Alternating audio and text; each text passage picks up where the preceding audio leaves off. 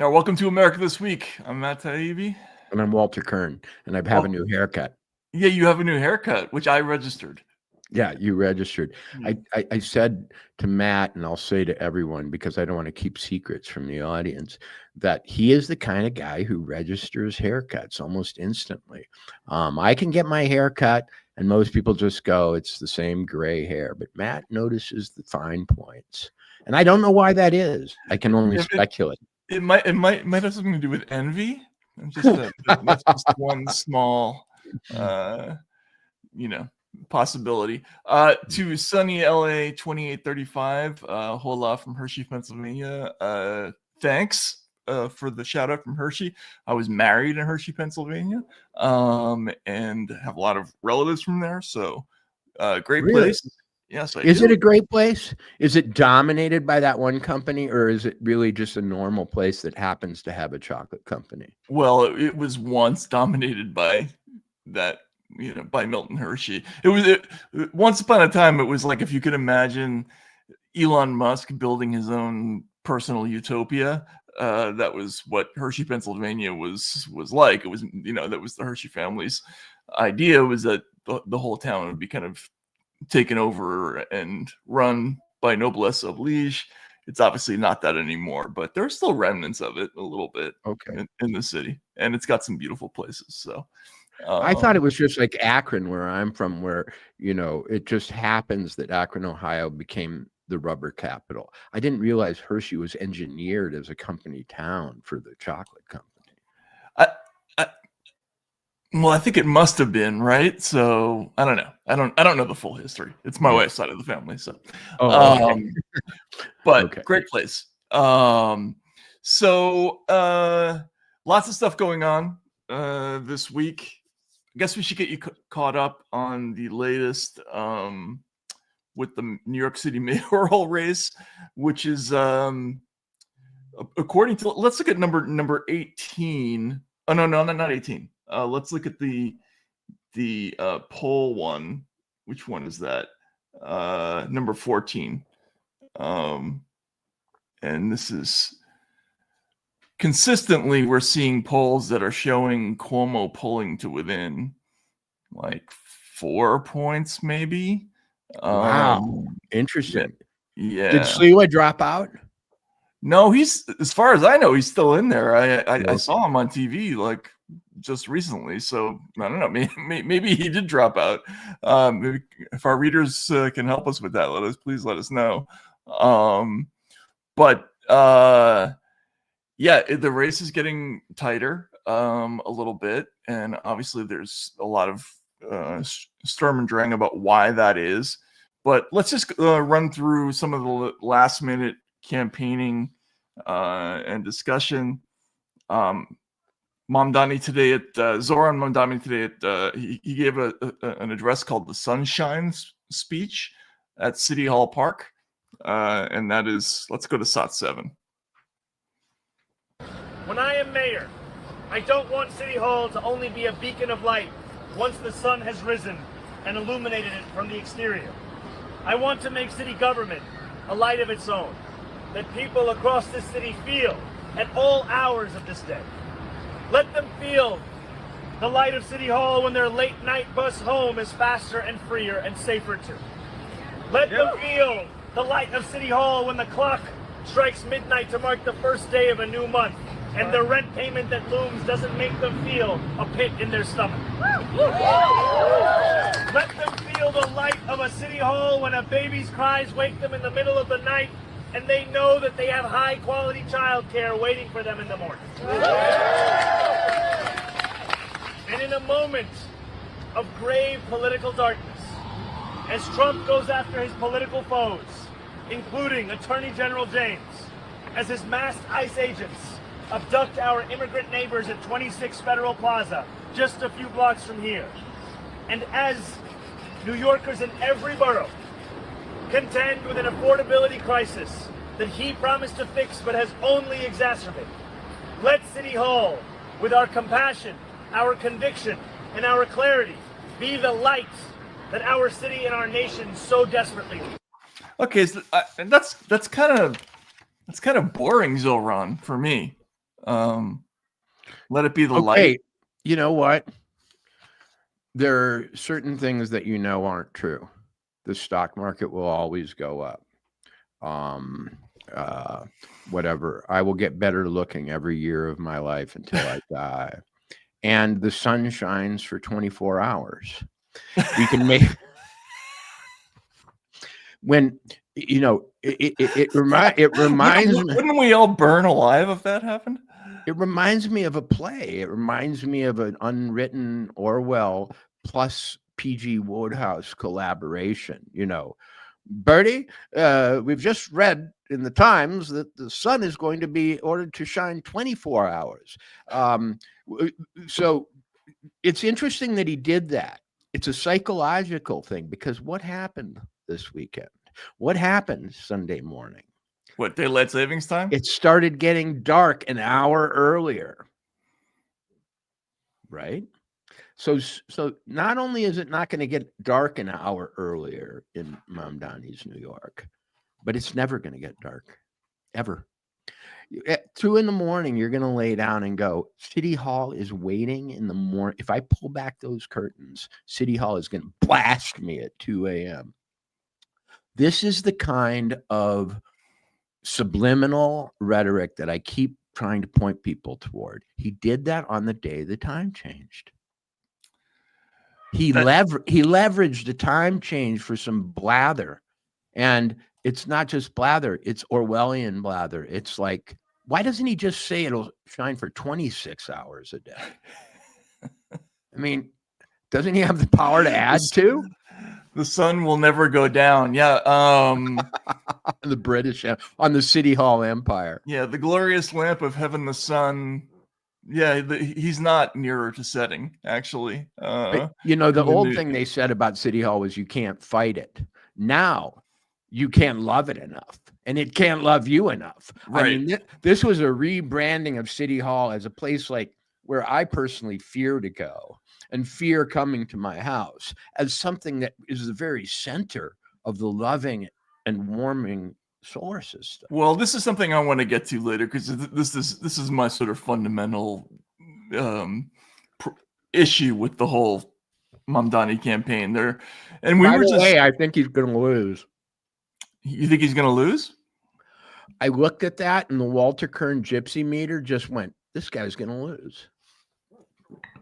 Okay, well, while we're talking about Sixth Sense moments, I guess I got to bring up something totally irrelevant, which is a sports moment.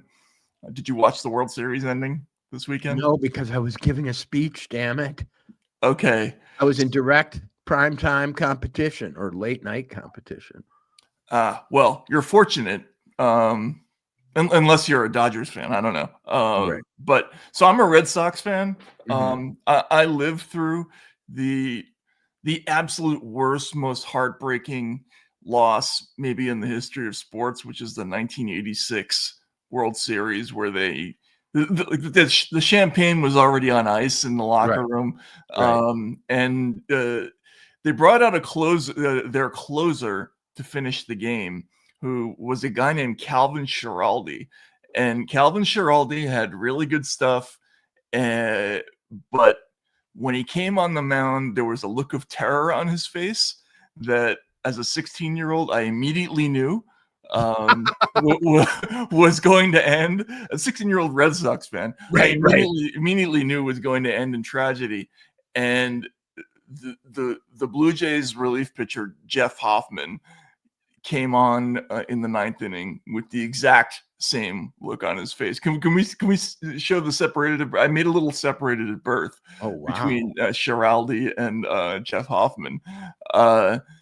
They both came on with the same, man, I'd really rather be anywhere else but right here look on their face. And I don't know who was rooting for whom among our listeners, but that was the most horrifying and ending to a sports contest I've seen since the 80s. So if there are any Blue Jays fans out there, I feel bad for you. That was awful. There were like 19 awful things. It was just like 1986. Like there was a play in the bottom of the 9th inning where if Blue Jay on third base had a slightly more aggressive lead, he would have been safe at home on a game-ending ground ball. Anyway, so I too have premonitions, but you had a premonition. We can get rid of this. You had a premonition about Zoran.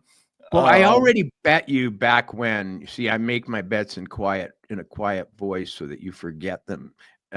And then if I think they're going to pay off, I remind you of them. If I don't think they will, I let you forget them. But back when, I was incredulous about the Zoran Mamdani prospects and said, I just don't think New Yorkers live in fantasy land to the extent that it would be necessary to elect this guy. And I have challenged others quietly, but I didn't want to remind anyone of this prediction, because I like all my predictions to come true, and the ones that don't, I like to, obscure. But watching that, I suddenly went, he's predicting that City Hall will shine its light 24 hours a day to all the people of New York. That is something that a loser says. You think?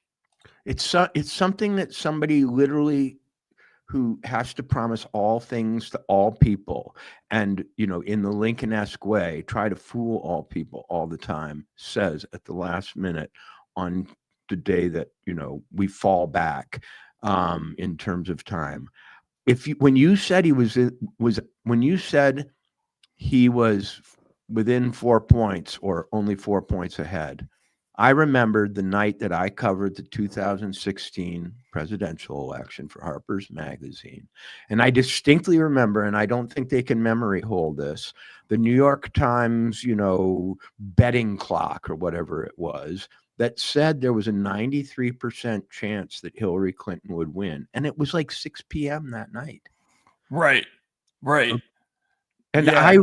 I recently, a couple of days ago, I was saying, maybe Mamdani is not the sure thing they say. And somebody said, yeah, but look at, what is it called? What's the betting site called? Look, Polymarket?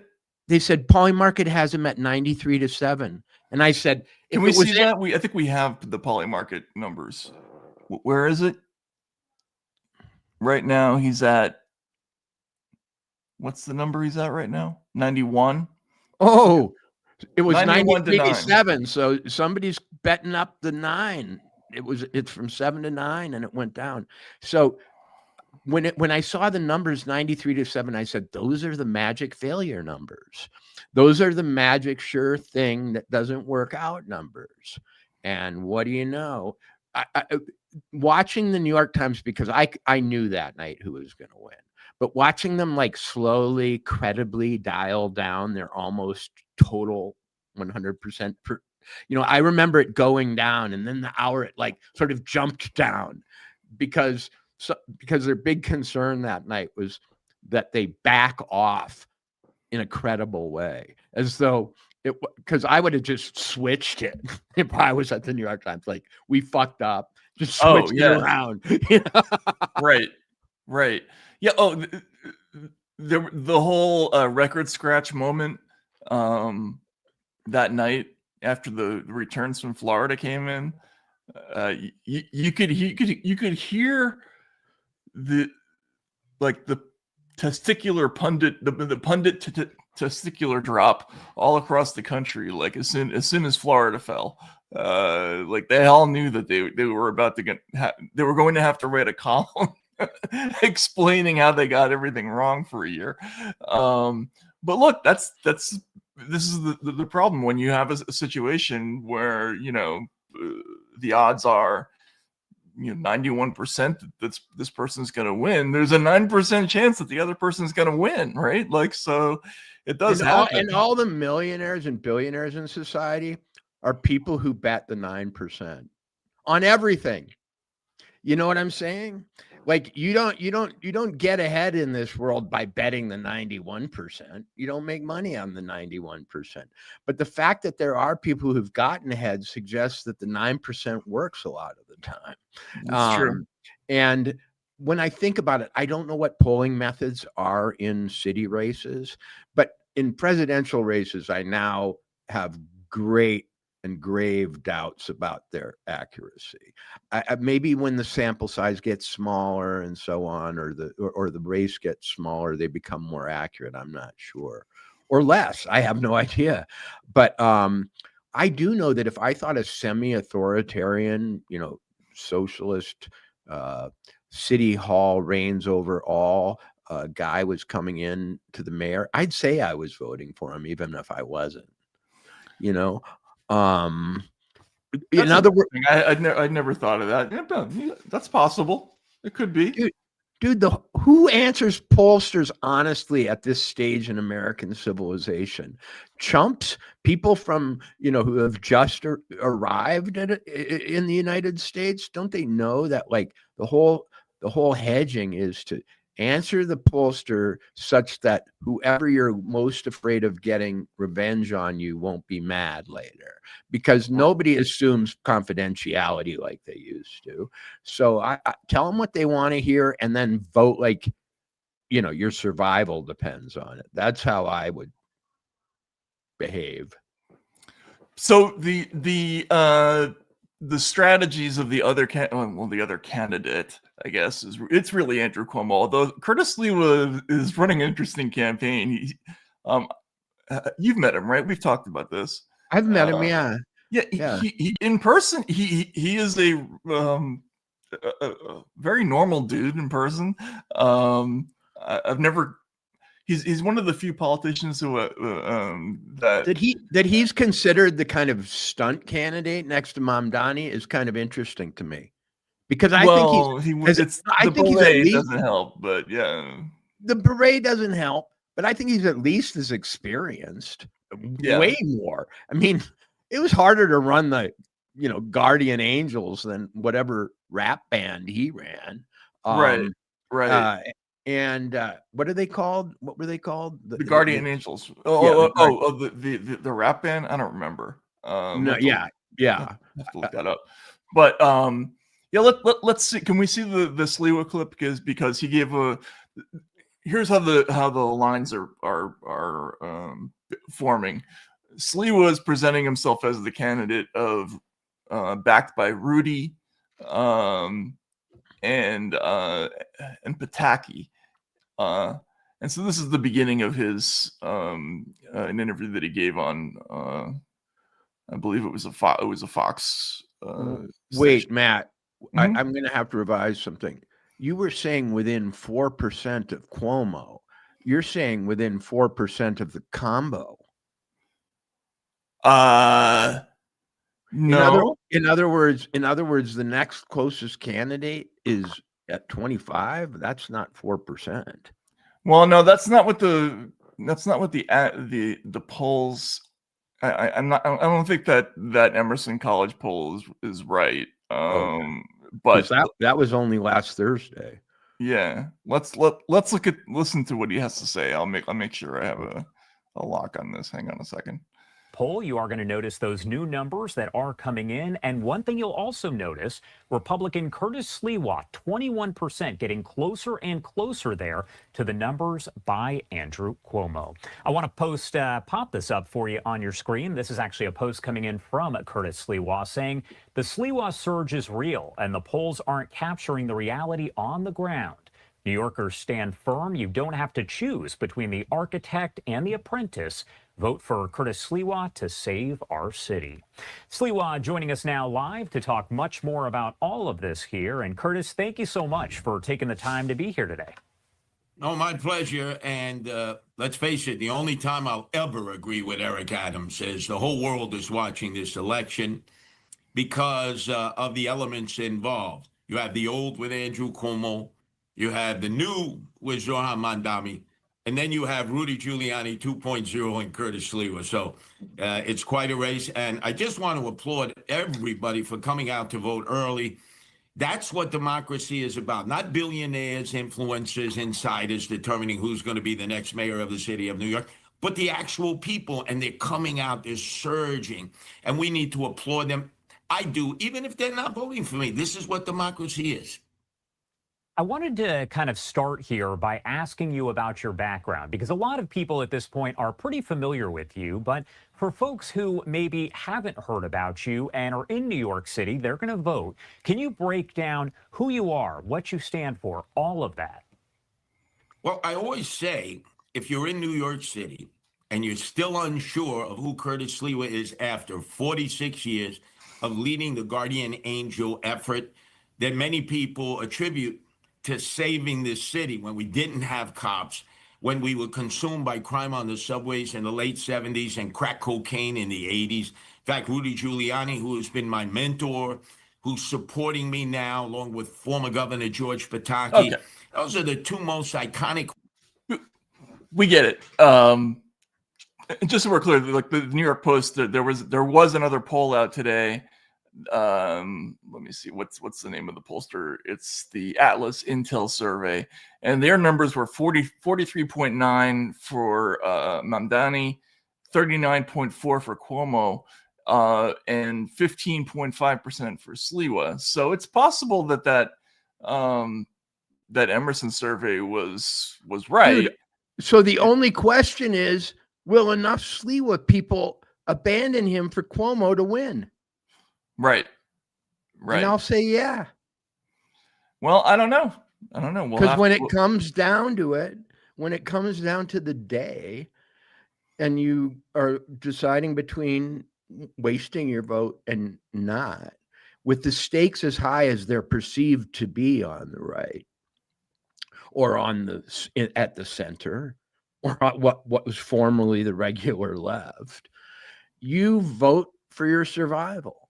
So the Walter Kern projection is that people will leave Curtis quite handily on the actual election day. Well, possibly. And one of the reasons for that is that Trump he didn't say it, but he gave Mamdani room to argue that Cuomo is going to be like a Trump acolyte. So let's listen just to the beginning of Trump's interview with Maria Bartiromo, where he gave kind of a funny, like, I don't really give a fuck kind of answer to a question about the New York City mayoral. Hey, analytical failure. You said I have wish casting problem. How come I'm right all the time? Who said that? Some analytical failure guy. He said that I combine wish casting and mental illness and folksy bullshit. Dude, every second person on the internet now is like an AI concocted antagonist. Just yeah. If it's wish casting, it's an effective wish casting. Right.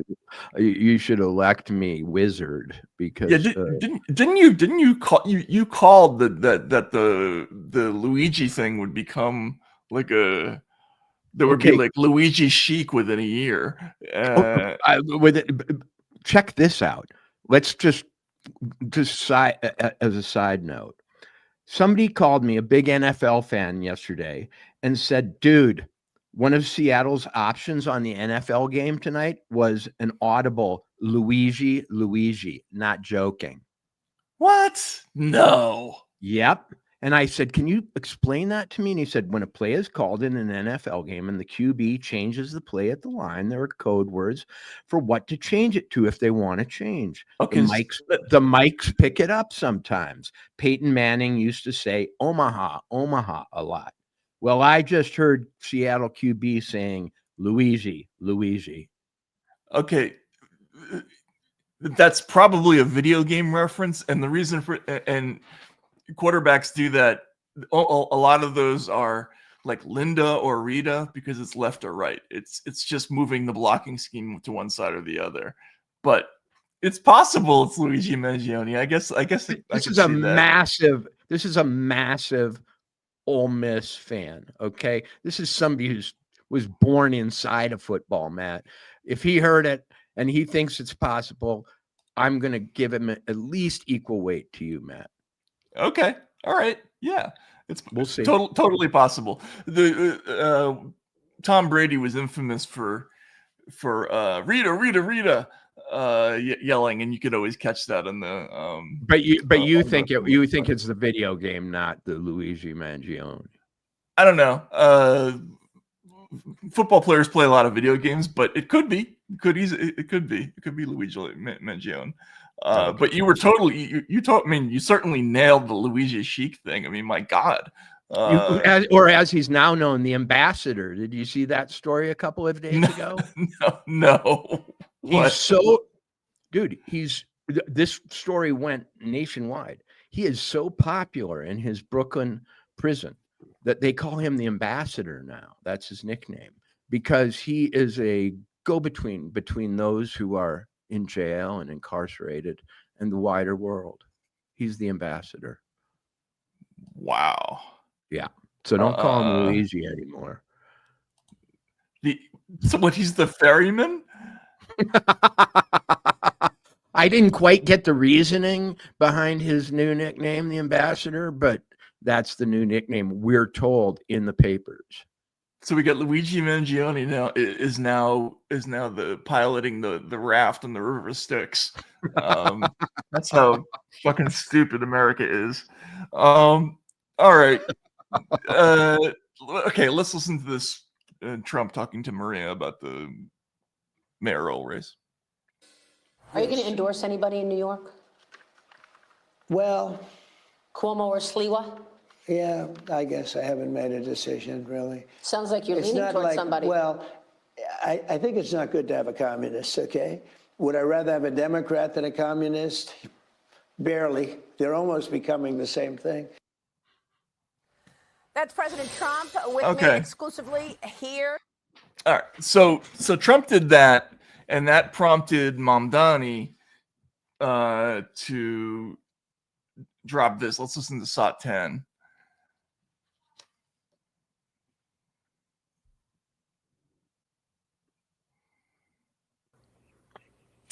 Well, I think first, when Andrew Cuomo said that diversity is a weakness, he also then misidentified which black host he was speaking to on this very network. And we're seeing not only is he Donald Trump's puppet, but he's starting to also become Donald Trump's parrot, because we're hearing the very same kind of language of hate and division coming from him in his final acts in public life, out of a desperation and an understanding that the only thing that he's actually cared about all these years, power, is actually slipping away from him. And to hear this from the vice president, it just completely reveals what the Republican Party has to offer for Americans in this time. The issue is not Wait. No, keep going. Let's keep going. I want to hear a little bit more. what language Americans are speaking at the dinner table. It's that they can't afford to put food on it. And I'm proud to be running a campaign that recognizes the belonging of each and every New Yorker, no matter where they were born or when they got here, and is looking to make the most expensive city in the United States of America affordable for all. Yeah, I like Ali, but you know, it moved a little when he was interviewing Zoran. You can tell they love him on MSNBC. The cartoon hearts just can't come out fast enough. MS Now, excuse me. It's MS Now. Let's start calling it that right now, because Wait. I mean, if Is there no longer any MSNBC? It's just not, or it's not MS Now yet. it's not MS Now yet. Okay. As soon as it detaches from the parent or whatever, it becomes MS Now.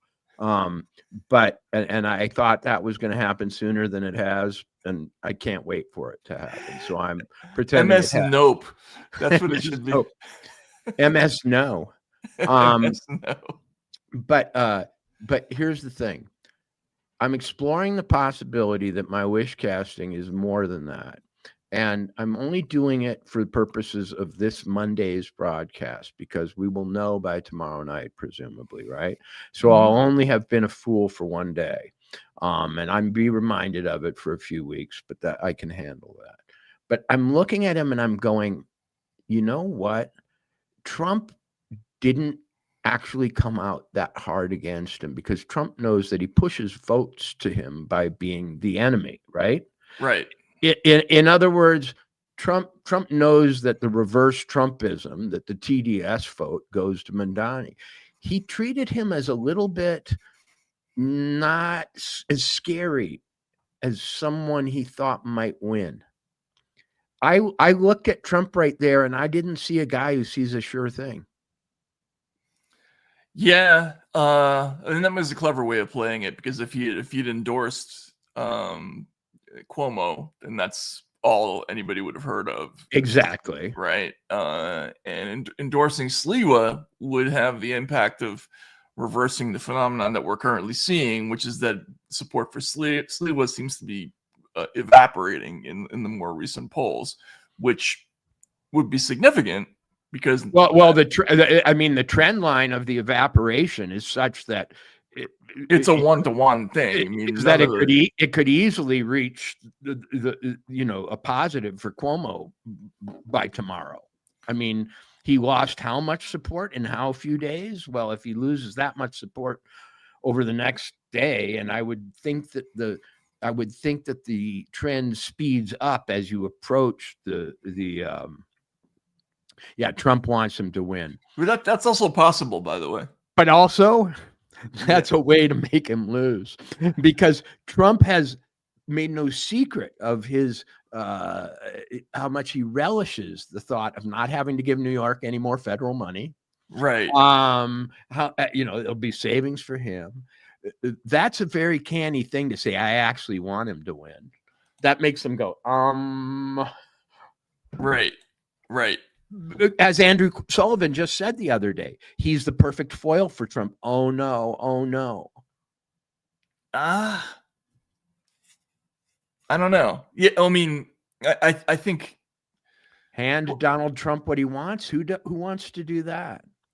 Also, for the Democratic Party, it would be kind of a disaster for him to fail.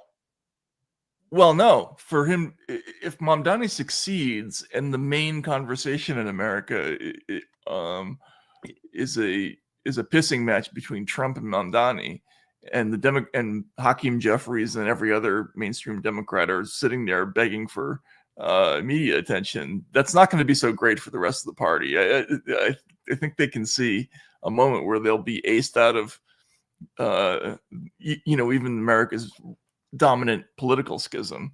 But if I were Mamdani, I wouldn't want to win. I would rather lose by 1%. You know how Mark Twain said it's better to keep quiet and not reveal that you're an idiot. It's probably better for Mamdani to be the 1% loser and be the guy who could have saved everything but didn't, and preserve the legend. I mean, he's 32. What? Or 33 years old. How old is he? 34. I don't know. The guy who could have done it and who got aced out in some dishonest way. I'd much rather be that than the guy who, like, on Wednesday has to run New York City and has no freaking idea how. Oh, he's gonna wake up with so many horse heads in his bed he won't know. Yeah, exactly. Although we're gonna find out that he doesn't know what that reference means pretty soon, right. Because and we have to get to that discussion point of yours soon. The idea that we're rewriting history not just for AI but for people who've never for 20-year-olds who didn't experience it the first time around. That was probably kind of a non sequitur to people who people who don't understand it. Just put that put that aside. We'll come back to that in your pocket. Yeah. Okay. So just to put a bow on things, the other side of this race, Cuomo is leaning hard into the endorsement of Eric Adams. Let's start with Adams. Let's look at which one is it? SOT 9. Adams endorsing Cuomo. This is like a week ago. In the end, there were two Democrats warning voters about what the city could face if a Democratic socialist is at the helm. Yes. Am I angry that I'm not the one taking down Zoran, the socialist and the communist? You're darn right I am. But you know what? The city means more to me than anything. He believes Zoran is an existential threat to New York City. and we all have to do our best to make sure that Zoran does not become the next mayor. Is this going to make a difference? All right. Out? Well, So, first of all, what is it about Democrats and the term existential threat? Why can they not stop using that term? Why It's don't like they it's just- their favorite term in the world. Well, there was an old term that was just as good, a mortal threat. You know what I mean? You could call it a Right. mortal threat. Existential is just the inflation of the term mortal threat. It's just it's the Yale-ification, the Princetonification of mortal threat. But I'm looking at this and I'm playing the different odds and looking at the different quadrants and the different decision trees. And again, I would want, if I were Trump, I would definitely want Mamdani, because bad things are coming in the future. You know, we may have a stock market correction. We may have this or that. And to have the drift toward democratic socialism be the culprit would be a very handy thing in Trump's quiver. Well, You there's a couple of Mamdani represents a couple of different bugbears that he could Yes. he could effectively rail against for quite a while. So I think Trump has to be rooting for him to win, but I definitely would be if I were Trump, for sure. so okay, and just to round things out, let's look at SOT 12. I think this is from this weekend. This is Cuomo with now Adams and Patterson. And Cuomo, by the way, just to be clear, something about this guy's face, he always reminds me of like one of the zombies from like a movie like Dead Alive or something like that. There's something intensely unlikable about this guy, which makes it all the more remarkable that he won elections, unlike his dad. But Matt, there was a time during COVID when he was going to be the salvation of the Americans. I know. That's because everybody loved how fast he was killing all the old people. It's fucking crazy. This country's amazing. Anyway, let's listen to Cuomo on the stump.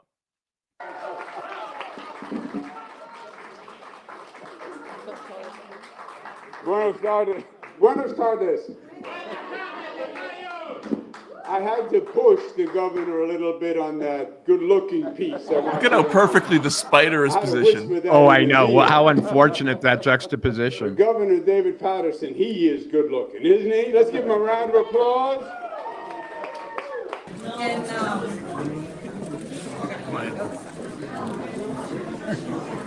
All right, guys. This is a great. So I think I get it, but we're gonna have you guys get back, please, so these folks can observe. Come back. Let's go, guys. All right. Anyway, whatever. Basically, it's photo ops with it's a lot of photo ops with Adams and Patterson. So there's a war over it's black votes, Jewish votes. I mean, it'll be interesting to see how it all breaks down when it's over tomorrow. But I'm starting to agree with you. I think this thing is more up in the air than I did last week. I thought this was a slam dunk for Zoran last week. So, well, my case is simple. Polls have become increasingly inaccurate. That's for fucking sure. Yeah. Number two, Sliwa is shedding votes rather rapidly, and they're going to Cuomo. You know, often when one candidate loses votes, they split them between the other candidates at some split, you know, maybe 3-1, maybe whatever. But I'd say that 90% of Sliwa votes are going to Cuomo at this point, right? Also, old people vote and young people say they're going to vote. It seems that Cuomo has the older people who actually are, you know, used to doing their civic duty, and Mamdani has the people who hope to vote but got a text message and there's a party or whatever it is. I mean, I'm not saying that they're all lying to the pollsters. I'm just saying they overestimate sometimes their involvement if it's a day away. Right. So a couple of our listeners are wondering why we're clutching pearls about Zoran. First of all, I fucking hate how trolls always say that. Like, no matter what you say, you're clutching pearls. Like even if you say it in the most offhand possible way, like Do you see the grin on my face?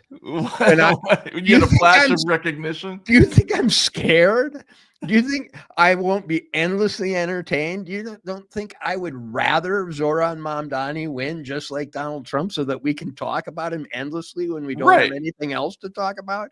I mean, come on. I'm terrified. Come on. I mean, and also there's a difference between you just as an aside said that Cuomo was shoveling bodies out of nursing homes. Oh, that's the person that you so desperately want to win? I could give a damn about Cuomo. I mean, there's nobody I'm particularly want to win this race. I just think that it's a cornucopia of less than ideal choices. I mean, although I have to say I like Curtis personally. Like I said, I've talked to him a few times. That's who I want to win, to be honest. If I'm going to be like brutally honest with you, I never expected him to, and I don't expect him now. But like, if I could, make the world to my specifications, I would want to see the old guardian angel get his retirement as the New York City mayor. But people always accuse me of, like, they say, this is pure cope. You think I'm coping, man? I'm in Salt Lake City and I'm going to go back to Montana. I'm not coping with anything. Yeah, you don't give a shit. No, I don't. You know what? And this comes back to that non sequitur I said before. That's because we come from a generation that predates the current understanding of what media is, where everybody cared. Right. I'm a journalist. I just want to see. I want to see the car wreck. Okay. Right. Exactly. My only fear is there won't be a car wreck for me to talk about, cover, and in some sociopathic journalistic way, be curious about. I mean, 30 years ago, the anchorman would take off all of his mics and would be bawling somebody within 40 seconds, right? That, like, there was no pretense that the people who actually read the news or even discussed it cared what they were talking about. It wasn't even considered a good quality in journalists. You've got me confused with Nora O'Donnell or something, right? Caring about Trump, or all the people who care whether Trump wins or loses.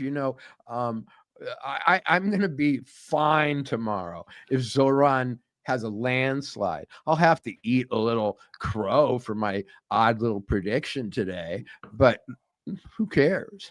Right.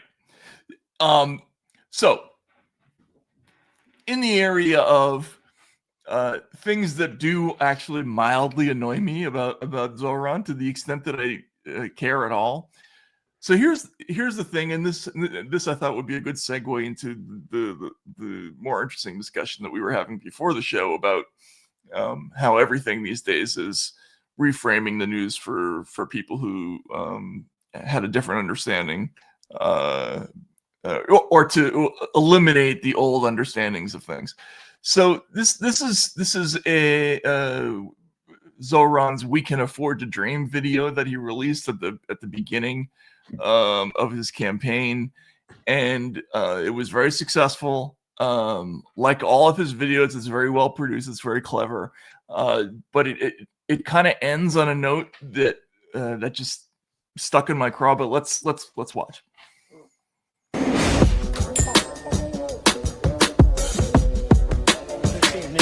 New York Mayor Eric Adams has been indicted by a federal grand jury. Every politician says New York is the greatest city on the globe. But what good is that if no one can afford to live here? City Hall is engulfed in corruption. Unscientific report. The cost of living is the real crisis. New Yorkers are being crushed by rent and childcare. The slowest buses in the nation are robbing us of our time and our sanity. Working people are being pushed out of the city they built. A mayor could change this, and that's why I'm running. I'll make buses fast and free. So I can just get where I'm going. I'll make childcare available to all New Yorkers at no cost. I want to raise my kid in New York. And I'll freeze the rent for every single rent-stabilized tenant. These Eric Adams rent hikes are killing us. Life in this city doesn't need to be this hard, but politicians like Eric Adams and Andrew Cuomo want it to be this way. They care about their donors. They care about themselves. They don't care about you, the working class who keep this city running. This campaign is for every New Yorker who believes in the dignity of their neighbors. And the government's job is to actually make our lives better. Okay, We can there we afford go. to bring down the rent, have world-class public transit, and make it Stop. easier to raise a family. We can do all of that and so much more because this is New York. Can we pause this? We can afford Stop. to. Sorry. Okay. The Just- government's job is to actually make our lives better. Now Yeah. that there isn't, I can't think of a time when Americans would not have thought that was a weird thing to say. I think that Zoran, yes, he wants City Hall to be the place, literally, That's where hugging you. that's hugging you, where the sun shines 24 hours a day, where when you wake up in the middle of the night with anxiety about your child or getting to work on time, you suddenly realize, no, but City Hall fixed that. Whew. Now he's trying to be all things to all people, and he's trying to get people used to the idea that all goodness flows from the center of, city government. Now, as far as I know, he keeps saying people can't afford to live here. Well, they might not be able to afford to live there, but they do live there. In other words, everybody who's in New York is in New York. It may be shedding people. I don't know that they will come back because of him. In fact, can you think of anybody who's going like, as soon as Zoran gets in, I'm moving to New York? Because rents will be stabilized, buses will be fast, there'll be free childcare. Will it become a magnet city, you think, for people who are of middle class persuasion and couldn't make it there before? I'm not hearing that, frankly. I can't wait. What I am hearing is you better have the toilet overflow right now, because once rents are capped, your landlord isn't sending a plumber. Okay. Right. Your building is now as good as it's ever going to be. Of that, you can be sure. And New York weather is harsh and winter is coming. There may be some heating collapses, but the incentive to go do maintenance is about to drop fast. Right. Even the prospect of this rent freeze is causing them to hoard money. Yeah, no, I mean, well, look, the economics of all this, I think it's fascinating how it's going to turn out. I mean, the whether they're actually good, if he has to deliver on especially on the child care pledge, I don't know how they're going to make that work without having the state be in essentially a permanent bailout situation. Although, to be fair, Wall Street has been permanently bailed out since 2008 with far huger sums of money than that. So I guess it's possible. But the point I was trying to make, and one of our listeners noted this, is that the great saying that we associate with JFK was, ask not what your country can do for you, ask what you can do for your country. Right. The idea that government exists to make our lives better, it's just an anathema to the whole concept of American government. Like we government exists to protect our freedom to pursue our own happiness, right?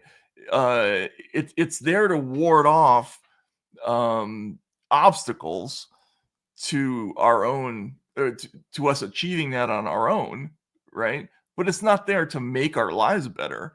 The whole point, isn't it? I mean, am I missing something? Or Matt, you're you're speaking old doctrine. I know it's old speak. Yeah. You'd be dragged away to the Maoist re-education camp with talk like that. Government is there to, sort of facilitate us making our lives better. No, it's there to pick us up at the door every morning, drive us to work, drop us off, take care of our kids, make sure that our rent isn't going to go up while we're away at work, ferry us home, keep us basking in a tanning light of sunshine that beams directly from City Hall. Dude, this guy, talk about, the old saying in business is under promise and over deliver. That's how you keep your customers happy. This guy he's hyper promising, and he can at very best semi deliver. So what? Maybe this is a complete psyop where they want New York to actually rebel or melt down, because I don't think not only can he make good on his promises in a halfway way, he's causing certain people who are very gullible to think everything's going to change rather suddenly. Well, yeah, and new immigrants to America might have so bought the hype abroad about America that they think this can happen. Though actually, I think they're more likely to be the real skeptics in some fashion. Well, right. I was going to say the new immigrants to America. There's a reason why they're often fleeing guys like this, frankly, who went fleeing. Wrong. Exactly. I remember right after communism fell in Uzbekistan, talking to some person who was just like, he was a younger guy who just it hadn't worked out for him terribly well, or his family, and even in the late stage perestroika years in the Soviet Union. And he was like, if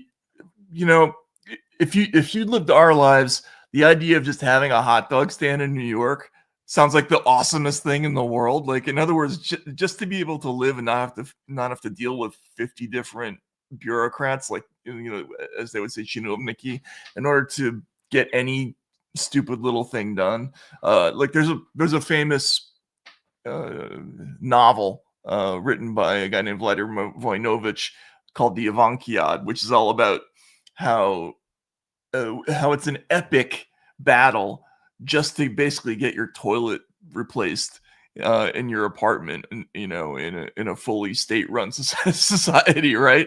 And so the reason why people who come here from places like Nigeria and South Asia and China, and they work their asses off and do well, usually it's because they're getting away from some situation where they'll do anything to just have a little bit of autonomy and not have the government breathing down their necks. So in some ways, not by definition, but almost by definition, when somebody flees to the United States, they're not only fleeing a country, they're fleeing its government, right? Right. So every immigrant to the United States is a no vote towards some government, virtually, okay? And it happens to be that there are very few hard capitalist countries left on earth. I mean, Milei's Argentina. What else? I mean, nothing in Europe, except maybe Hungary, right? Yeah, but not even really. Right. So India, I mean, I guess sort of, kinda. Right. But Indians insist on having a good job. We're paying them to immigrate here. I mean, you know what I'm saying? Like, they're actually we've got such a problem with Indians being so good that we're actually displacing our own college graduates to cut to the chase and just get an Indian engineer. Well, yeah, of course. There's a lot of ways in which that's a dodge too, and corporate America is saving a lot of money, and it's not like there's some corporate America is a completely error-filled system that is absolutely, especially like the post-90s version of industrial America, is intensely unfair. Wealth is massively unequally distributed. Your odds of succeeding, even enough to be able to own a house or have a family, are stacked against you. in ways they weren't in 1970. Like anybody who graduated from college in 1970, they could be making a down payment on a house within 2 years, right? That's not the case in America anymore, and everybody understands that. I think we understand our system needs a lot of fixing, and it needs some improvement. But there is also a reason why those immigrants from India tend to do so well, is because they're, scared shitless of failure in ways Americans haven't quite gotten there yet, right? Like we haven't had a generation yet go through the agony that no, anyway, you know what I mean. Yeah. I'm just saying this, that in some sense we've had very extremely positive number-wise immigration flows. And those were immigration flows to a generally capitalist America from a less capitalist rest of the world, and one could even posit a cause and effect relationship there. Of course, yeah. That people from societies where government seems to lay heavily on the land and on, the ambitions of the individual, to a place where that's less true. Okay. So I don't know if they immigrated here in order to become part of the democratic socialist future. Maybe they did. Maybe, the right wing, I think, in America is very unfair to immigrants in this sense. It doesn't realize they come here to be Americans. Right. I think largely. And I think some of the immigrant communities, like, let's say, the Somalian population of Minnesota, are treated as though they're just here to lap up government funds and government largesse and not educate their kids and join America. I think to some large degree they are. And I think they get just as disappointed by poor schools, and just as disappointed once they have situated themselves by corruption and waste and so on. In other words, I don't think common sense is a purely American value, and I don't think self-sufficiency is either. No. Generally democratic machines used to function to sort of grease the skids so new immigrants could kind of get a leg up, but they wanted that leg up for a reason, right? And that was to open a deli, to whatever, and put a kid into college and so on. And I think that's still true. I think that's still true, but I do think that there is and this is probably more true in Europe than it is here. There is a detectable difference in certain. Well, maybe not. Maybe I'm not so sure about that. The last time I interviewed immigrants on the campaign trail, they tended to be all of the old school type. And I started to notice there was a little bit of a different vibe. Interesting. Last time around. But anyway, I think that's probably true. And we've gotten ourselves into endless trouble here. And I certainly have. But I will finally say this. Is Zoran Mamdani truly the light and the beacon to the new immigrant that we're told he is? Or is he also a kind of caution light to the person who got here 10 years ago and has just got their bank account going and just bought their food truck and is thinking, not this shit again? Right. Yeah. Well, we'll have to find out. I mean, tomorrow's going to be a hugely interesting day. It kind of sucks that I'm going to be on a plane. Otherwise, it would be cool to do a live stream. But you'll be on a plane pearl clutching, and I'll be coping. Yeah, that's right. Yeah, you'll be shooting copium, and I'll be clutching my gigantic pearl necklace.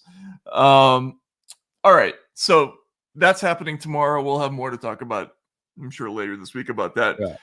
Another extremely funny thing happened. It really happened at the end of last week, but it hit the internet over the weekend. And it involved one of our favorite people, the former CIA director, John Brennan. Just to set up the situation, a couple of weeks ago, or maybe it was a week ago, I don't know. The first time that I heard about an event that was called the Directors, and was going to involve a public forum with former CIA chief Michael Hayden, former CIA chief John Brennan, and former Director of National Intelligence James Clapper. This was going to be taking place at George Mason University on the 30th, and it was also going to be live. There was going to be a live stream, and this was open to the public. So a certain person named Thomas Speciale, who is a long-serving, or was a long-serving intelligence official. He was in the DIA in 2016, which is the Defense Intelligence Agency. That's where Michael Flynn was the head of. He was the head of that at that time. But he was also at the Director of National Intelligence Office at one point, and he was also an advisor to Tulsi Gabbard on counterintelligence issues. So Thomas Speciale is a Virginia resident who knows the Russiagate case up and down. If you go on his site, thomasspeciale.com, you'll see that he's got the thing that I never published on Racket, but always wanted to, which is a detailed, like, day by day timeline of everything that happened in that case. And he made recommendations to Tulsi's office about what things to look at, what things were interesting, and all this stuff.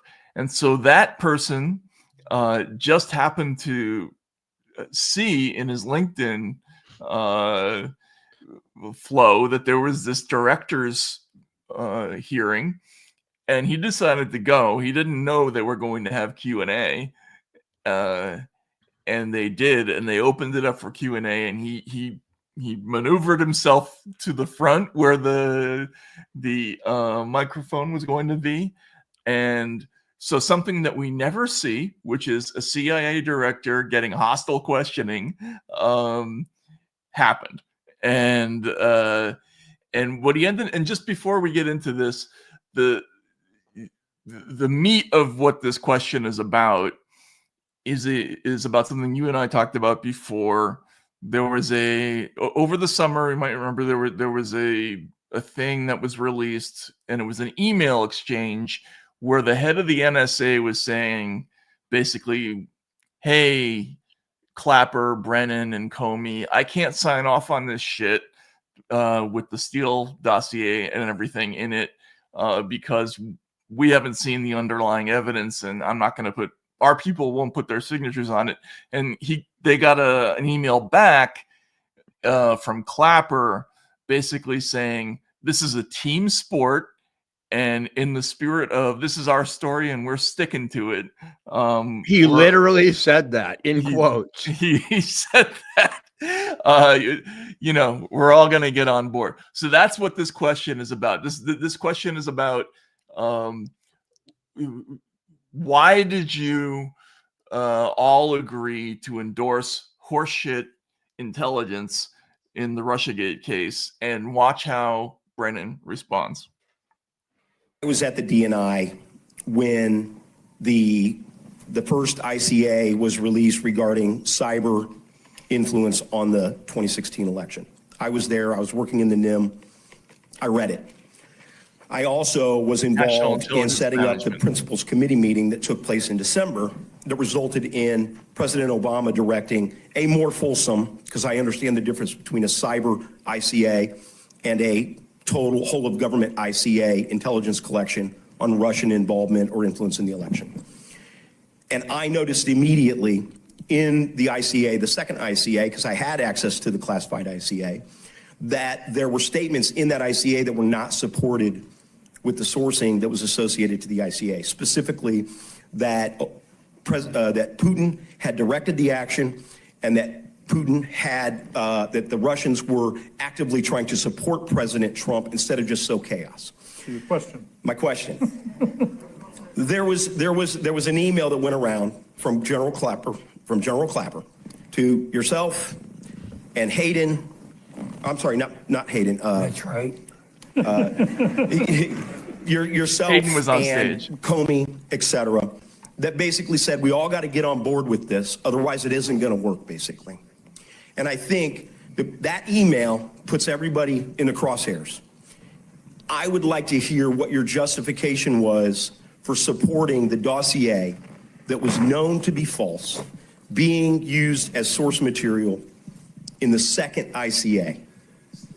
I don't know who put you up to this. Nobody put me up to this, sir. I'm here on my I don't know own. what role you played or who you are, but it's a bunch of bullshit that you just passed on. The emails are clear, sir.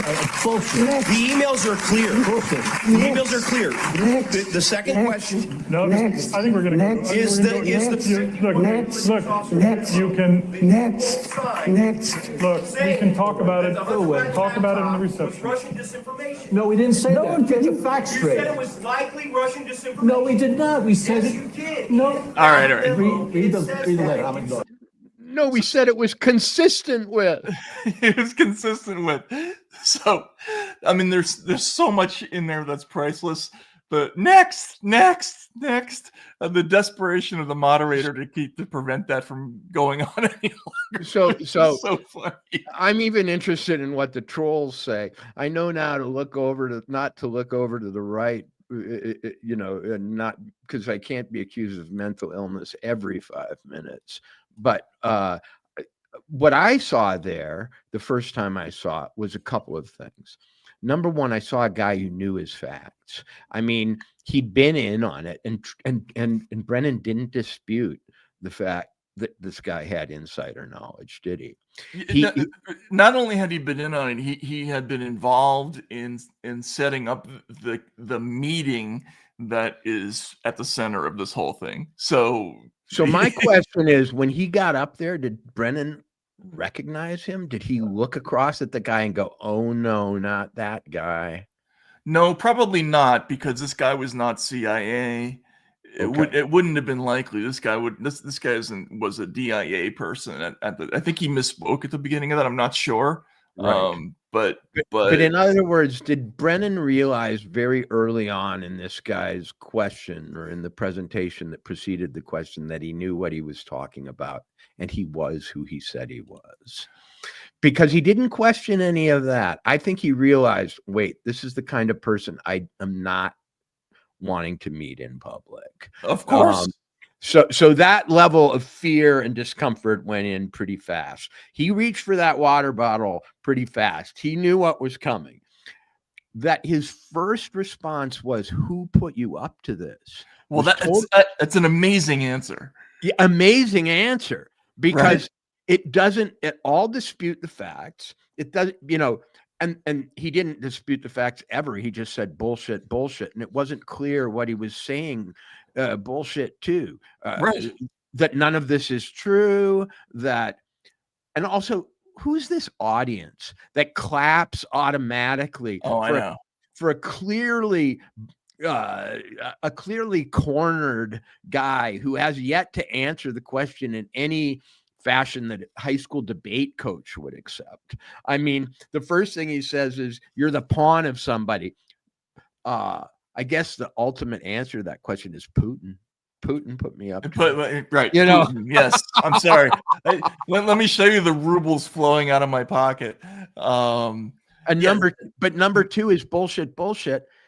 And I thought, and I've thought this over and over with Brennan. Don't you have to be able to beat lie detector tests and do things like that to be in the CIA? Don't you have to be kind of a cool customer? I was going to say, right? Wow. You have to be able to keep your heart rate exactly at 72 in every conceivable situation. And I mean, there are stories that they all tell about what they do to train themselves to remain in a certain frame of mind. But he just fucking exploded. And what that tells me is that he's been in softball land for so long that just the concept of somebody breaking through to ask him a question that might, make the internet or something like that was unacceptable. It was psychologically unacceptable to him. I think Khrushchev was a cooler character than that. Right? I mean, I expected him to take off his shoe and throw it at the guy. I mean, the other question is this. Hayden was right there. Okay. Now, I've seen simultaneous footage of how Hayden reacted. Can we see that? We have that. Okay. This guy had the two people. See, the thing we forget when we just see a video clip is the full triangular relationship. Brendan had Hayden out of the corner of his eye and was going like, do you believe this? Do you believe what's happening here? Hayden's going like, I'm so glad I'm not on the hot seat. I know, exactly. I'm so glad this wasn't my caper. Right. And the other guy's probably looking between them, trying to see if there's any messages exchanged, like John, no, don't say that, the whole in the round 3-part footage would be something to put together to have, a kind of cyclorama of everybody's panic and so on. Yeah, so here, just quickly, here's Hayden reminding everybody that it was Comey, not him, who was on that email. And you're right. There's like a little exhale of relief that, thank God they're not asking about droning or some other fucked up thing. I really did. It's funny. There was an email that went around from from General Clapper to yourself and Hayden. I'm sorry, not Hayden. That's right. Yourself and Comey, etc. That basically said we all got to get on board with this, otherwise it isn't going to work, basically. And I think that email puts everybody in the crosshairs. I would like to hear what your justification was for supporting the dossier. I think there's a little smile there. Being used as source material. Dude, I think Hayden might have just burned his old friend John. I don't know who put you up to this. Nobody put me up to this, sir. I'm here on my own. What role you played or who you are, but it's a bunch of bullshit that you just passed on. The emails are clear, sir. Bullshit. The emails are clear. Bullshit. So then he starts with the next. So in a John le Carre movie, Hayden went out back afterwards and gave that guy $5,000 and said, "Good job, man." Exactly. That was worth it. That made my whole night. You know what I mean? No, he said, we just put the fire where it's supposed to be. Exactly. And you mistakenly used my name and then corrected yourself. I'm glad we got that on the record too. Here's an extra 2,500 as a bonus for falsely accusing me and then clearing me in front of while you made John turn into a pile of Jell-O pudding. Oh my God! The pucker factor on Brendan was hilarious. Now it gets funnier though. So you can hear at the end of the first video that Speciality is he was trying to ask two questions. The first one was about that email. The other one was about the 51 spies letter. Where the Hunter Biden letter. Remember what the one where the 51 intelligence officials said this has all the earmarks of the classic earmarks of a Russian information operation, whatever, right? So he tried to ask that question, failed to do it, right? Like essentially he was calling out from the back of the thing by the end of that, and they moved on. So he thought that was it. I talked to him today. And he's like, well, Speciale. Okay. Yeah, we talked for a while. He's a funny guy, actually. But he knows this case cold, which is really interesting. So if anybody wants to read that, it's up on Racket already. So he went to the reception afterward expecting that that Brennan would have beaten a hasty retreat. Instead, he walks in. Brennan walks in with a bunch of people, starts bloviating to a bunch of college students. Speciale walks over, makes sure that Brennan can see him, and that goes on for about a minute. And then when the college kids disperse, there is an exchange, and basically what he says, Speciale says to him, you know, why did you call it Russian disinfo, or why did you call it Russian disinformation? And then this happens. Let's just watch the video. You can see how it ended, but let's just watch the whole thing. Why didn't you know on the Hunter Biden? Why say?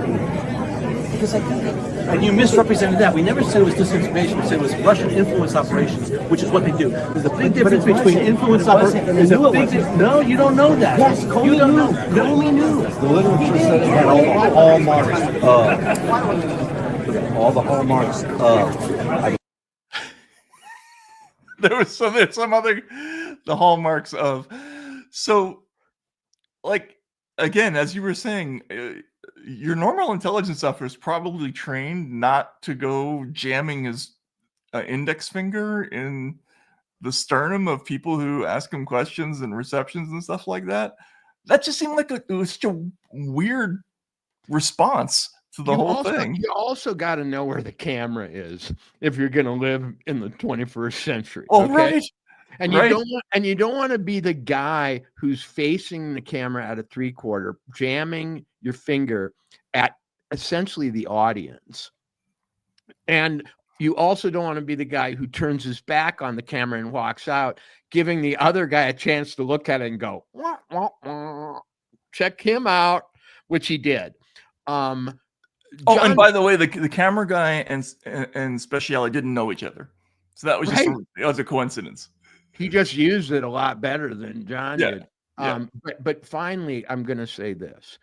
I'm not saying Brennan is guilty, but he shows all the hallmarks of something he's guilty. All the classic hallmarks of a guilty person who's scared. I'm not saying he is, but you know what I'm saying. Absolutely. Well, and that's a good point. Right. And so rumors have been flying for a while now. We've already had John Bolton indicted. We had Comey indicted. There's been a lot of talk that Brennan might be next. There was a referral from Congress about that last week from the Judiciary Committee. He shows all the classic hallmarks of somebody who's going to be indicted. I don't know that he will be. The hallmarks of. But it was fascinating to talk to this guy because, you know, he's been, obviously he had some kind of advisory role with Tulsi's people.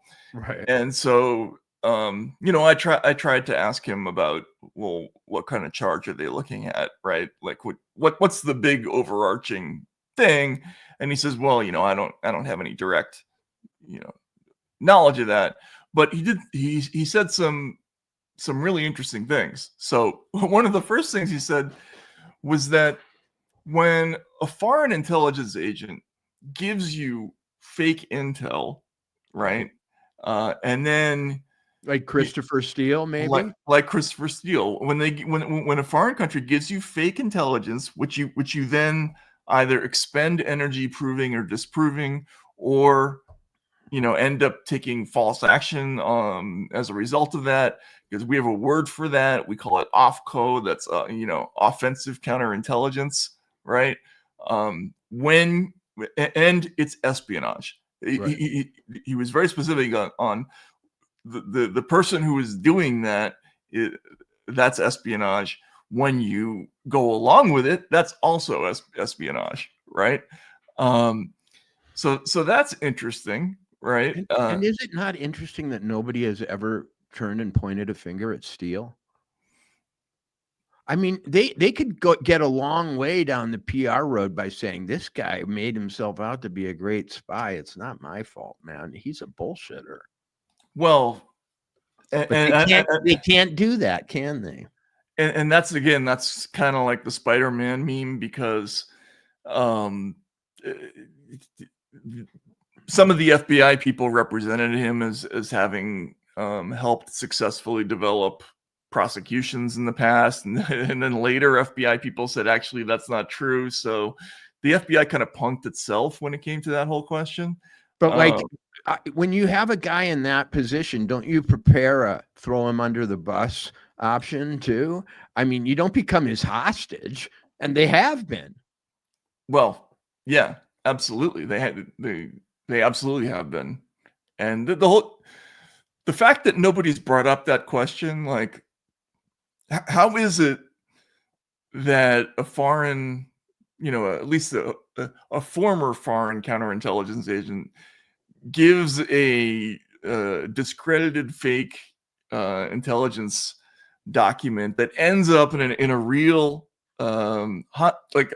highest profile intelligence assessment signed off on by the CIA, FBI, NSA, and DNI, and that's not espionage? Like, that seems kind of weird to me. That's like a pretty strange thing.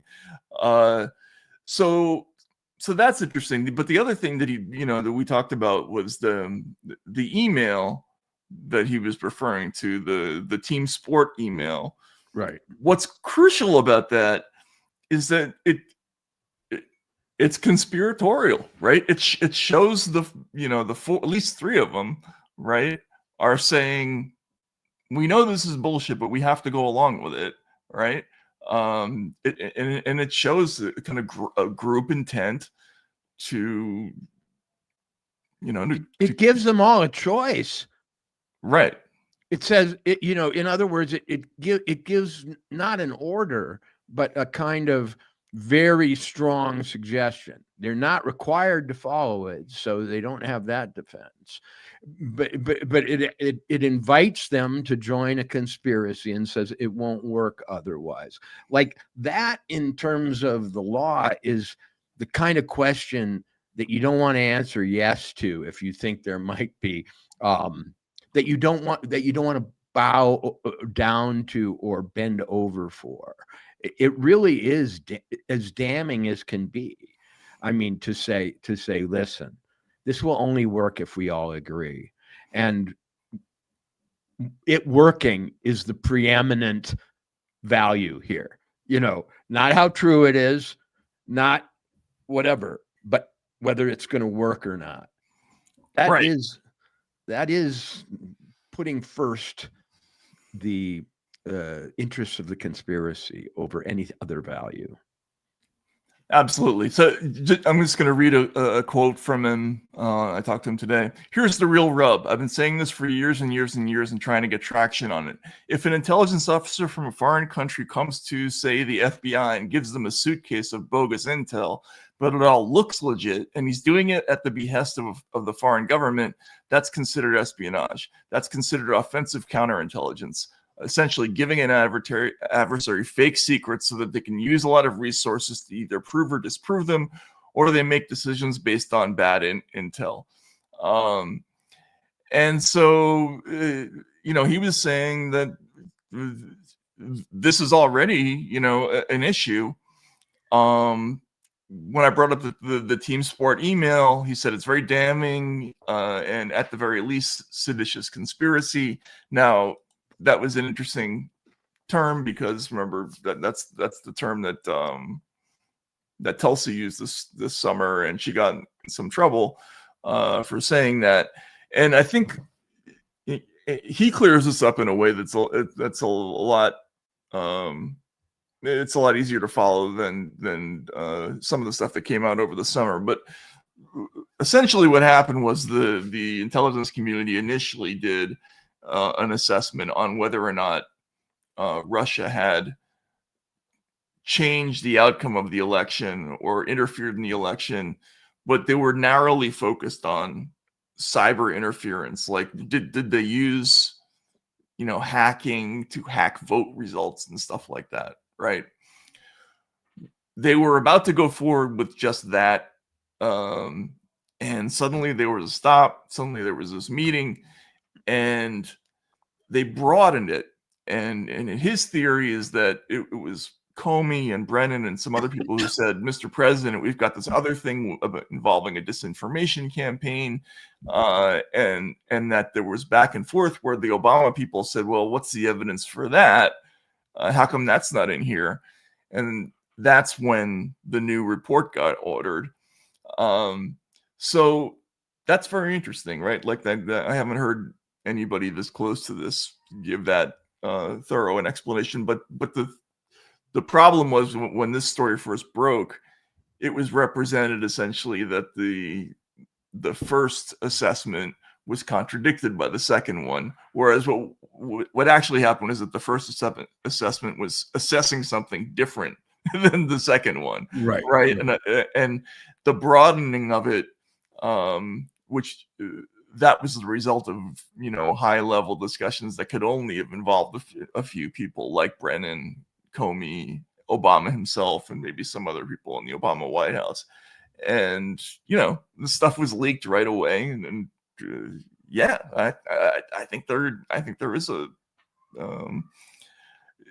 from what I understand, there is an argument for a conspiracy case here, in a way that there wasn't with the seditious conspiracy cases against like the Trump people and the J6 stuff. So, but anyway, that little exchange was just priceless, I thought. Matt, I'm going to, for the last time, address the trolls on the right. Matt Taibbi and Walter Kern have been predicting for years that these people, doubting these people's stories for years. And now it seems it's coming closer to grand juries agreeing with us. Yet we're the crazy ones? No, I would submit that the crazy people are all the people that you listen to that make sane people like us sound crazy. Because I don't think you could go back through the history of America this week and not see it as foreshadowing of this very thing. Exactly. Yeah. And we went on a limb about this thing. Yeah. Everybody know, and everybody talking about how this is an old story. It's not an old story. Like it took this long for this stuff to unravel, to get out. Even the idea of releasing this material was an issue in last year's election, and maybe a decisive one, right? So yeah, this was a new kind of scandal. I mean, obviously we had seen with the WMD thing before that you could mobilize the entire intelligence community behind something completely fake, and get us to go to war. But we just hadn't seen this done domestically that we know of, right? To this scale. And I think it's just taken us a while to wrap our heads around the fact that this was a crime, A, and B, that it has to be pursued to the end. Well, one thing had to happen for any of this to happen, which was that Donald Trump needed to win the election. And, once he did, the question was how much of this would be revealed, how much existed to be revealed, how much of his political capital did he want to expend on what was, necessarily and inevitably going to be called retribution. But, I made a point on another show this morning that all justice is retribution, is it not? I mean, what is justice except the balancing of the scales? That's the symbolism. And these people, for some reason, didn't think retribution was coming. And we're seeing in miniature the kind of confidence they have that they can go out into public spaces and not expect getting any kind of pushback. And then they can stay after they got pushback and get more pushback and still be surprised. I mean, I thought that more than any lesson, what we saw there was the sense of Impunity. and immunity, impunity, bulletproofness, and so on. And that's a real insight into how this all happened.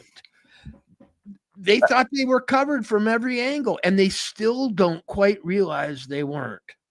Right. And that's another thing that this guy said when I talked to him this morning. He's like, but they just didn't think that Trump was going to win. Trump didn't think he was going to win. He pointed out that when Trump talked to Joe Rogan, that Trump admitted there's a hilarious moment in the interview between Rogan and Trump where Rogan asked him, how did you decide who to nominate for all these different positions? He's like, I didn't know anybody. I'd only been to Washington 17 times. He's talking about 2016. 2016. Yeah. And I never stayed overnight. And at least that's what the press reported. And I think they're probably right in this instance. So they didn't expect this to happen. Once he won, now I had a problem because they had created this phony investigation into Trump, this Crossfire Hurricane thing that had all kinds of problems with it. There's a fake FISA application, like there's a scandal there, right? And so it ended up being like Dr. Strangelove. Like there are two ways to go. There's either making a big sacrifice or total commitment, and they went for total commitment, and they tried to push the story to the hilt, and it just didn't make it, so it's taken this long for this thing to come all the way around. And you're right. It's not retribution. It's just, this is just how long this one took. It's only retribution in the sense that all justice is retribution, right? You don't call putting a murderer in prison retribution, or you do, and you're accurate. But this is getting a Sunset Boulevard feeling to it. It's not, the movies it's not me that got small. It's the movies. Right. Right. It is a Gloria Swanson-like moment for John Brennan as he looks around and goes, oh my God, where are my fans? Bullshit. All I have to say is bullshit, right? And people clap, right? And people still do. They do clap. Which proves that he's not quite as deluded as he seems, because up until recently, and even now, he's able to command automatic assent from the trained SEALs, and there are a lot of trained SEALs. And he thought there were a lot more trained SEALs than there were speciales. Yep. Yeah. No, that's absolutely right. And the impunity factor, it becomes even more obvious when you think about, like, if you were this guy's criminal lawyer, would you be advising him to have confrontations with people on these subjects and in receptions? You wonder if he has a lawyer. He must, right? The other ones do. I know we know that, right? So, just an amazing thing. And as you say, it speaks to how totally confident they must be that none of this stuff will ever back up on them. And that should scare us about a lot of things, because it's right. I was at an event this weekend, and it was public, so I'm not outing anyone, at which Jay Bhattacharya, the director of the National Institute of Health, spoke and gave a kind of report on his first 10 months in office. And you'll remember Jay as somebody who early on in COVID, with a scientific study in his pocket, said, hey, this thing isn't as deadly as it seems, as they've made it out to be, so we don't need to lock down the schools. And about 40% of the people who've had it, according to my blood tests, don't even remember so much having a cold in the last year. Right. Right. You know, so he thought in his Mr. Smith Goes to Washington way that would change things when he came out with that study in the spring of 2020. It didn't. Well, anyway, fast forward. He's now National Institute of Health director, you know, in charge of a $50 billion grant giving machine to American science. And he had a very sobering report, which was, this is damned hard. These people don't take your orders. The bureaucracy is far more recalcitrant than you can ever imagine until you are supposed to command it, and so on. And I guess what I'm saying is that John Brennan may have had good reason to believe he was bulletproof, because even when the guard changes, even when a new boss comes in, you can sort of count on whatever you want to call it, the deep state, the permanent establishment, the you know, senior service of the civil service, to have your back. And they probably usually win. They usually prevail. So he may just be waking up yesterday to the fact that it's gonna rain. That's true, right? Like it may be only just now reaching you know, his cerebral cortex that there might be consequences to all this, right? Yeah, sure, Comey, but Comey screwed up. You know, Right. I also loved how they were both willing to like let Comey be named there. Well, he's already in trouble. You know, we wrote him off. You know what's so funny about that is that I like 2 or 3 years ago, when I was talking to somebody in a House committee about the possibility of prosecutions with Russiagate, and this was back when it was, you know, a distant fantasy that was never going to happen.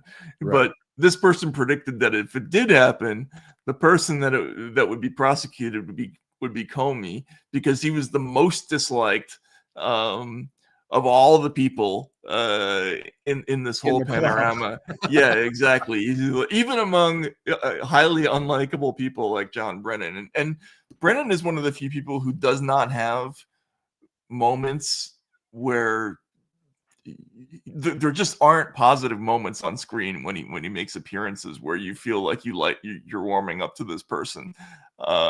There's just nothing likable there. But apparently Comey is even more disliked in that world. So I thought that was interesting. Yeah. But all right, so we've only got a little bit of time left.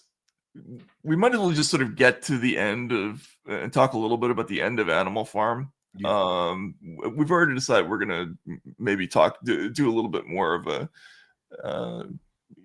a fulsome discussion of it in the last show this week. But I don't know, should we just tell people how? I mean, do we need to give spoilers for this, or well, I mean, we can give the laggards one last chance to read the last 20 minutes worth of a 2-hour book, you know, because when I read on the Kindle, it tells me how much time I have left in the book. And even when I started it, it wasn't very much. You know, I only really had 2 hours to go. But maybe we shouldn't give away the ending specifically, but we should, you know, how can I put it? We should contrast the real ending with the ending of the first movie. In the real ending, basically, the pigs and the leaders of the revolution are outed as finally no better than the people they displaced, at the very least, and maybe as bad as the worst of them. The pigs even walk on 2 legs. In the end. Right. Yeah.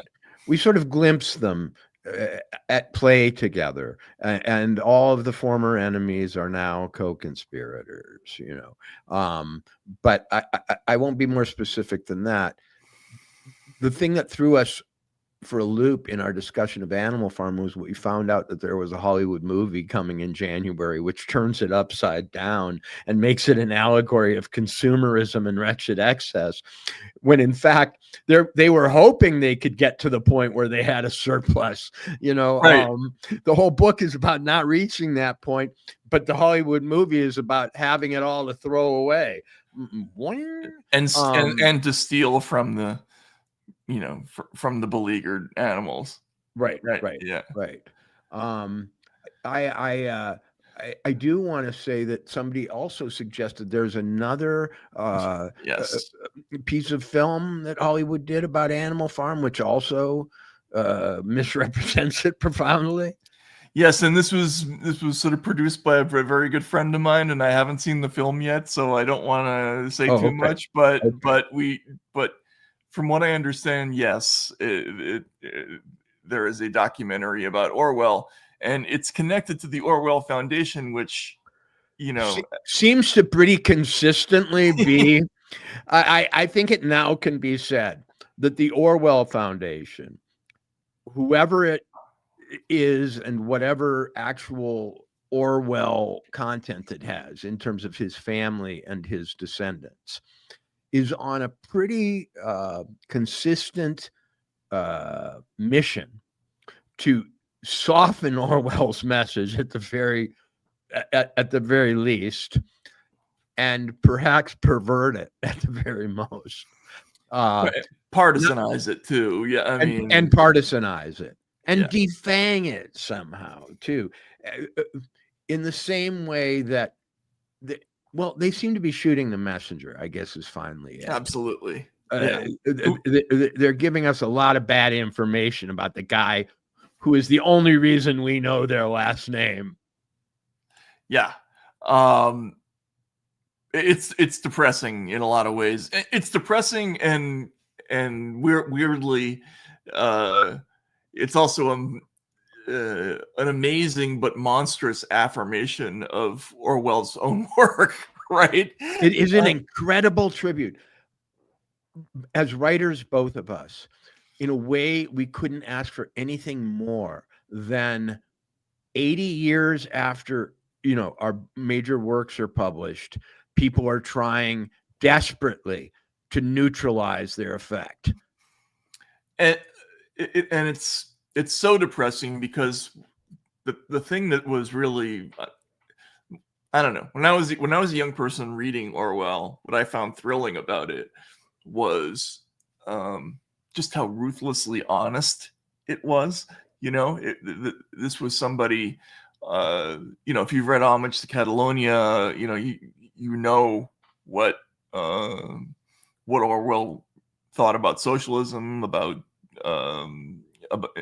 fascism, about the right, but his critique of Stalinism was in Animal Farm is absolutely just pulls no punches whatsoever, and there's an intense warning in there. Maybe it's born out of disappointment, and it's meant.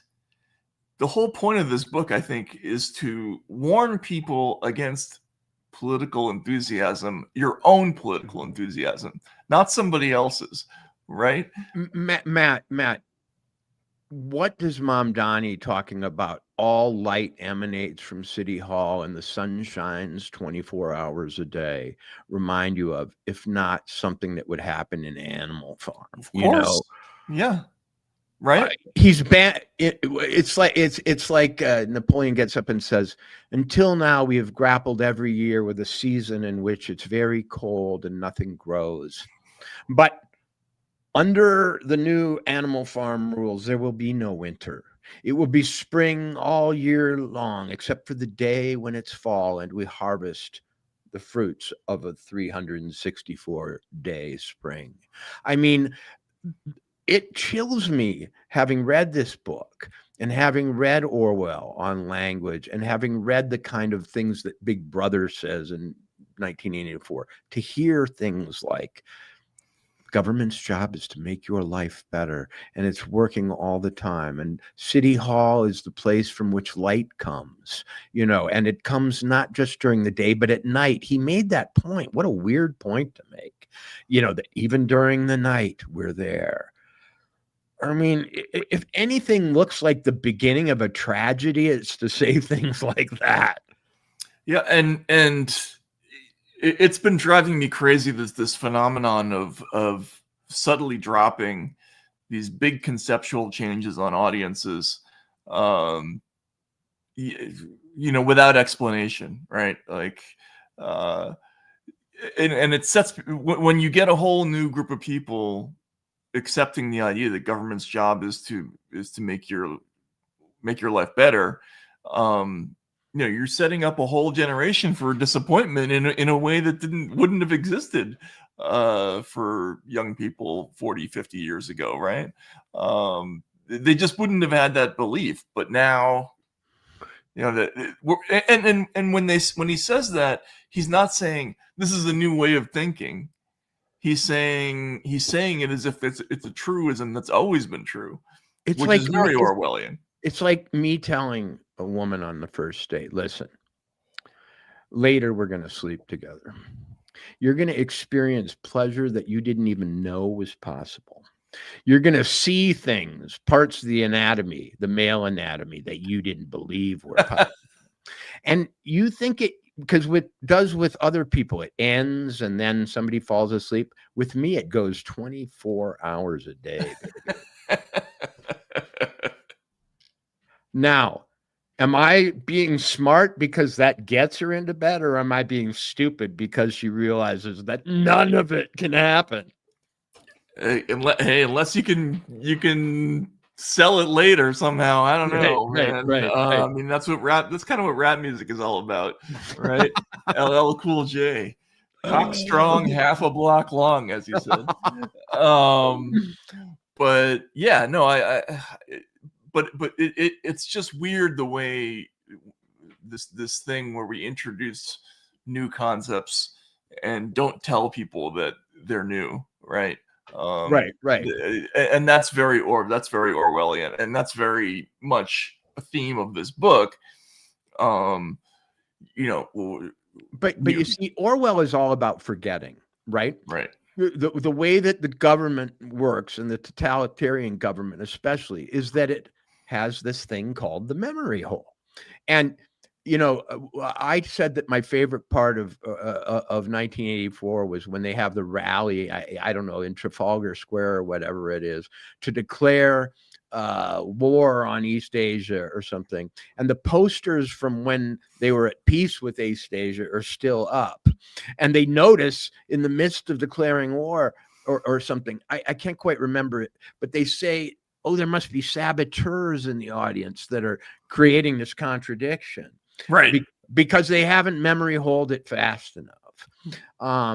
But there is a sense in which maybe the entire history of communist failure is being memory holed for people 18 to 30. I'm not sure. Because they're too young to remember the fall of the Soviet Union, right? So they don't have to conjure with that. Even some of the people who immigrated and who grew up with their parents telling them stories don't remember. Right. So yeah, it's weird, and it failed so completely, and and kind of a while back, that I guess you can fool anybody because enough time has passed. And the last chapter of this book actually begins with the whole theme of forgetting, and this can be kind of the thing we jump off on. But chapter 10. Years passed, the seasons came and went, and the short animal lives fled by. A time came when there was no one who remembered the old days before the rebellion, except Clover, Benjamin, Moses the Raven, and a number of the pigs. Muriel was dead, Bluebell, Jesse and Pincher were dead. Jones, too, was dead. He had died in an inebriate's home in another part of the country. Snowball was forgotten. Boxer was forgotten, except by the few who had known him. Clover was an old stout mare now, stiff in the joints and with a tendency to rheumy eyes.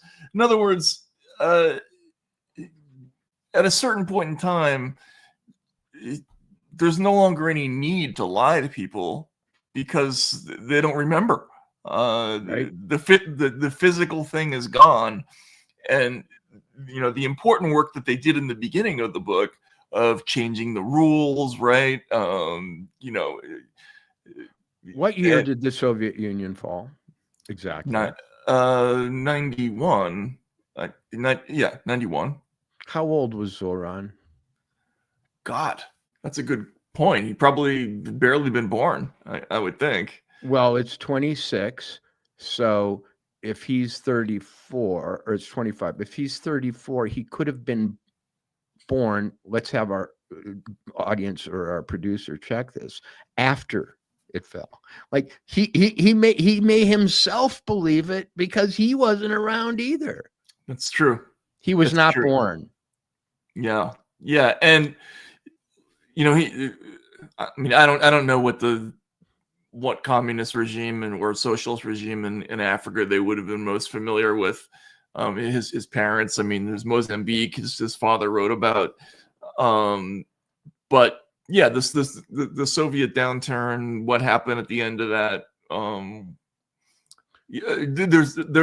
There are stories that are passed down. I used to work as a counselor for Russian Jewish refugees, like as an interpreter to help them get jobs and things like that. And even the very younger ones sort of knew all the horror stories because their parents kept it alive for them, just like keeping the language alive. Like that was part of their family mythology. Like they needed to remember all the stories. I don't know that that's happening anymore, though, right? Maybe you're right. Matt, not only, but okay. So, Mamdani, I think from certain things I've seen right now, are you talking about me, darling? People like this fascinate me. Like, what do you think we're talking about? Like, we're talking about the past, Matt. How dare we talk about the Soviet Union and when people were born and Orwell and forgetting an Animal Farm? What we should be talking about is Taylor Swift and Kelsey. They might get married. I have no idea, but I'm going to say this. He is post-Soviet, okay? Mamdani, if he wasn't born the day after or the day before, it was right around then. Yeah, he was October 91 is just after. Just after. Okay, so he represents in symbolic terms and in actual terms a young post-Cold War, truly post-Cold War, it had formally ended, candidate who is repeating the gospel that is quite similar to that of the enemy, or at least the adversary that was, I don't know, we defeated them in some ways. They defeated themselves in others, it's hard to say. It collapsed due to its internal contradictions, but yeah. Right. It's not like we cut it off in the full flower of its glory. Okay, here we go. What does Mamdani have to do with Soviet communism? Okay, well, when somebody talks about seizing the means of production, I don't know. Call me crazy. That brings me back to Soviet communism. I'll tell you what. I'll tell you what they have to do. You illiterate child, who are probably younger than Mamdani, and if you're not, prove it. Here's what it has to do with. Number one, the guy's talking about price controls, and that is really the sort of definition almost of a centrally planned economy. Number two, he's making promises about things like the speed of buses and so on, which reminds you of that propaganda. Really, faster buses, stronger rockets, bigger muscles. Number three, he is a socialist in the same way the Soviet Union was a Soviet socialist republic. They didn't call themselves anything other than he does. Remember, they were just socialists too. I can't think of a candidate in my lifetime for mayor of New York, let alone major office, who has been straight down the line this similar. I mean, if he's not identical, he's certainly almost identifying as strongly as he can with a lot of the policies, a lot of the belief systems, and he also thinks finally that all goodness radiates from the top, and that is the almost defining characteristic of utopian socialist governments, isn't it? Yeah, and he's the son of a professor who writes admiringly of communist movements and socialist revolutions all over the world. But look, hey, if you don't want to believe us or don't want to take but that same person, if I called Donald Trump as a fascist, would go, yes, exactly. Right. You know, we are constrained by metaphor and we are constrained by comparison. Not all things are identical, but I will tell you that having been around, whether you were or weren't, for the Soviet age, it was the Soviet Socialist Republic. Okay. And that is their word, not mine. Yeah, and he speaks in a language that is noticeably different than, say, Bernie Sanders. He's using this a rap that is considerably different, much more openly, in the tradition, right? This question, which animal? But he uses the word Democrat too, like most of these communist countries. You know, one thing that they often do is they combine the word democratic and socialist. See Korea, see North Korea. I mean, dude, get a little bit wiser about your political map of the world. Nobody calls themselves a dirty communist. Right. I just think he's a believer. And look, you can think that that's going to work out fine. But going to this question from @BobReynolds2515, which animal is Zoran? You and I have talked about this before. There are lots of people out there who still think things would have been fine if Snowball had won. Right. And I'm pretty sure that that Mamdani, he just strikes me as a guy who thinks of himself as the Snowball in the story, the one that that communism has never really been tried because it was hijacked by the evil Napoleon, who is Stalin, and there are people who believe that. And to those people, I would say, look, I have thoughts that are different. I think that this whole thing is structured in a way that the ending of, say, Animal Farm is written in to this philosophy. In other words, the internal contradictions make that inevitable. There is no alternative happy ending to this, because it depends on a use of authority that is just impossible. But the other thing that's interesting about Zoran and people like him is that you may accuse me of making an unjust comparison, but he himself is trying to catch the revolutionary flavor of the young Fidel or a Che or whatever. Of course. And so for me to notice that is not my fault. They are using the iconography, the symbolism, and the sort of grooming styles, from the beard to whatever, of past revolutionaries. What, you don't like those people? It's not my fault. And actually, it's not an inherent criticism of this guy for wanting to invoke those legends. I might be skeptical about their likelihood of success, but look, even Barack Obama called him to congratulate him on the way he's run the campaign, which and I thought that was surprising. But it speaks to what you're saying. Like, it's probably ineffective. mode of campaigning right now, and invoking some of those images and some of that enthusiasm that people have. Now that's the problem. That's the thing that I have a problem with, is the enthusiasm, because because people who don't know all the horrors, or who can somehow look past that and still have enthusiasm, worry me. But look, I get it. People are excited about this, and go ahead, feel excited. I'm not getting in your way, but I think it ends in a certain way. Matt, get excited, young folks. Get excited, old folks. Because if he proves that this much free stuff, and, you know, a command economy in which the buses are a certain way, but mostly rents can be basically capped, and universal childcare can occur, if he proves that this is possible, I will get up and applaud first, because I'm tired, man. I think we're all tired. If it's this simple and this guy can show us that, you think I have some, you know, personal or temperamental reason to be unhappy with it? I'll come running.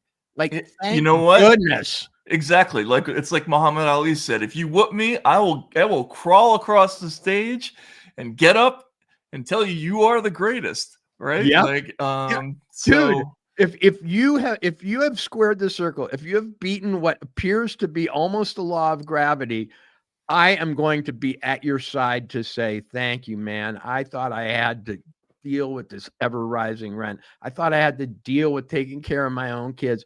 I thought, you know, I had to buy a car because buses are inherently kind of slow. You know, you proved me wrong. I'm kissing your feet. and you know what? That cheerful tone is a good thing to end on. Yeah. New Yorkers, enjoy Election Day tomorrow. All it takes is $1 and a dream, New Yorkers. Exactly. We are free to dream again, right? Or what's the line? What's his line again? What was the? I can't remember what his tagline was. I don't know. We're free to dream again. All I want to know is the sun shines at night. In other words, dark is light. And I would love dark to be light as much as you would too, especially in the winter. That's right. More light, more sunshine. We're all for it. And we'll see you later this week.